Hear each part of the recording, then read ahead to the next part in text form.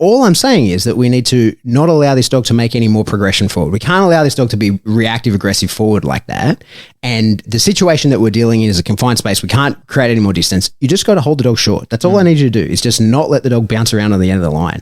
But I mistakenly used the term negative punishment, and punishment is not allowed. And I was like, but the real force-free trainers, the real ones that are, the plus R trainers, they're using that. They're holding the dog short on the line. Whether they're not they like it or not. Yeah, but they don't deny it. They just don't use that language. Yep. Right? They don't deny that, like, hey, you're not going to let this dog go bite people. We're not going to let it bounce around on the end of the line freaking out. You got to hold the leash short, right? All I'm saying is just like hold it at the 1 foot mark instead of at the 6 foot mark in a way. And I think that there are people that spinning the marketing. Yeah. But I also think words are important, and some people just use words that align with the way they feel better, and other people take a different stance against those words. So like, but it's not real. I mean, when we're talking about it, it's not real to say that negative punishment is not negative punishment. I agree, but they don't say that either, right? They just don't say it. Yes. Yeah. Yeah. And there's reasons why you do that. And it was my fault because this person was into training, they're researching other trainers and stuff. I was like, oh, well, let's use the big boy words, right? Like, let's say things correctly. Instead of just going, hold the dog on a short line, I was like, hey, what we're going to do is just going to isolate the dog in position just there so that he doesn't find any success in that behavior, right? We're going to just make sure that he understands that. It's probably like, and I even said, I'm pretty sure if we want to get technical about this, we could say this is negative punishment because we're not going to let him show any success. He's not going to get what he wanted from that behavior. Yeah. And it was like, excuse me, what? I was like, yeah, negative punishment. We're just going to take away his ability to be successful in that, right?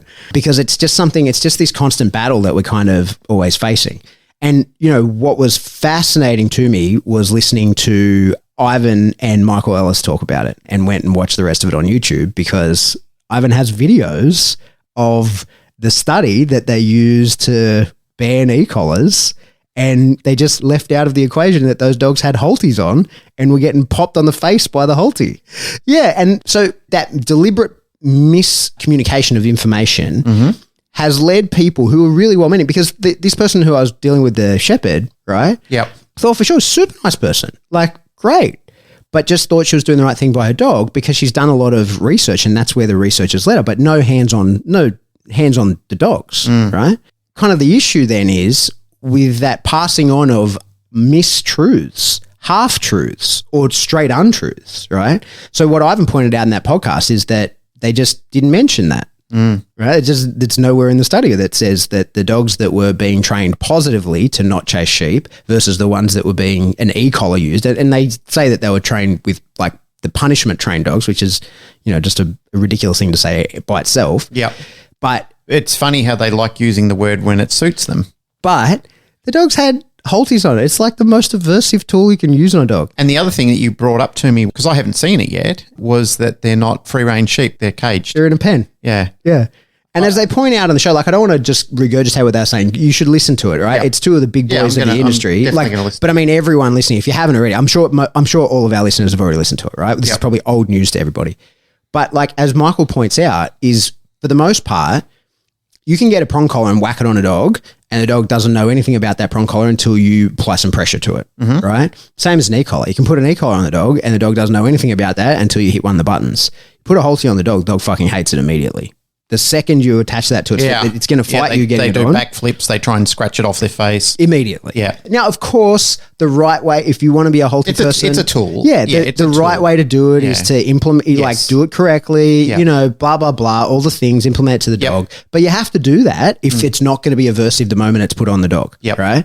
And I'm actually glad you said that, because people would have heard me say that and said, oh, Glenn, you're being a jerk. There's nothing wrong with halties, but they're an aversive tool. So injury can't be avoided with anything that's actually, flat collars.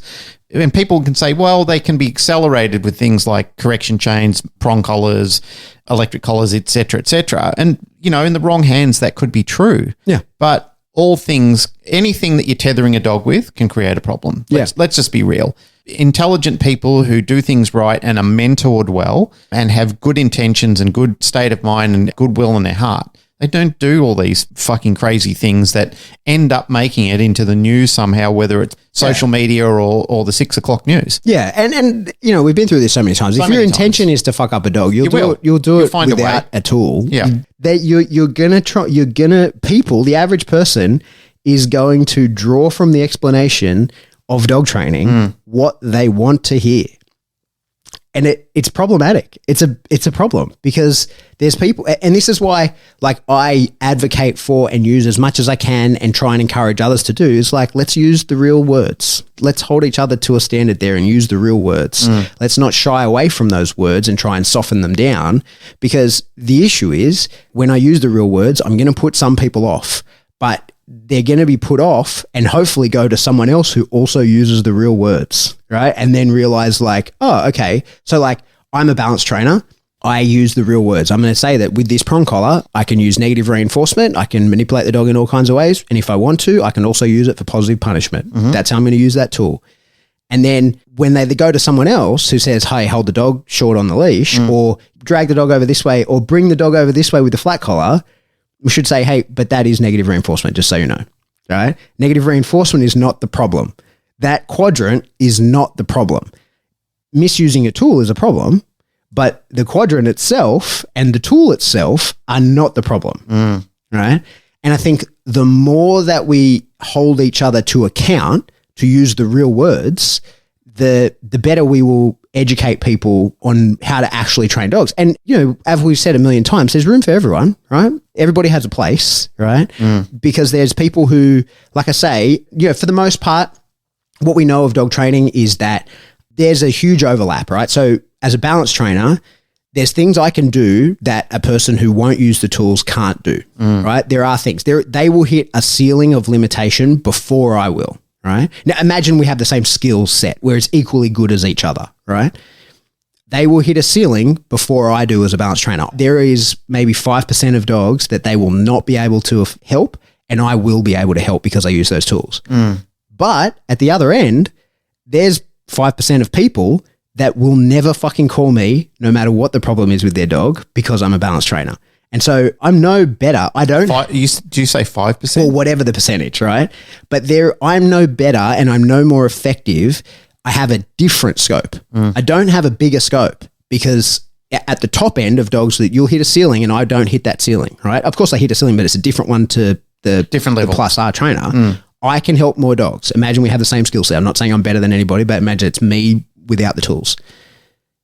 But there are people at the other end who will never call me, and maybe I can fix their dog and maybe I can't, and maybe the plus R person can and maybe they can't, but they will never call me because I'm a balance trainer, right? So there's room for everyone, but what we need to do is for everybody to be like, hey, like these are the rules. And what I want to acknowledge as well is while there's dogs that I can affect that the plus R trainer can't, there's dogs that I'll fuck up, right? I'll make mistakes and I'll cause problems.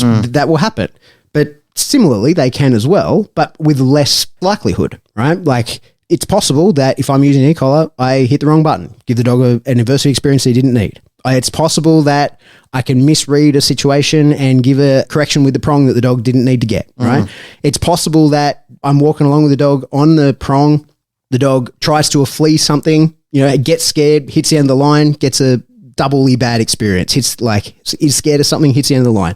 Those things can happen. I totally acknowledge it, but I do the cost benefit analysis and go, hey, overall, I think I'm still in the clear. I still think that it's worth it to me to continue to do that. So there's pros and cons on either side. Everybody's cool. I'm fine with everyone, but just don't lie about what you're doing, right? Just be honest about what you're doing so that when the followers of the people who say like, oh no, you can't use any punishment, those people should say, no, you totally can use punishment. You absolutely can and must, in fact, use punishment. But here's an effective way to do it that doesn't involve any tools, right? Like if that's how you want to go, you are punishing, but just in a different way.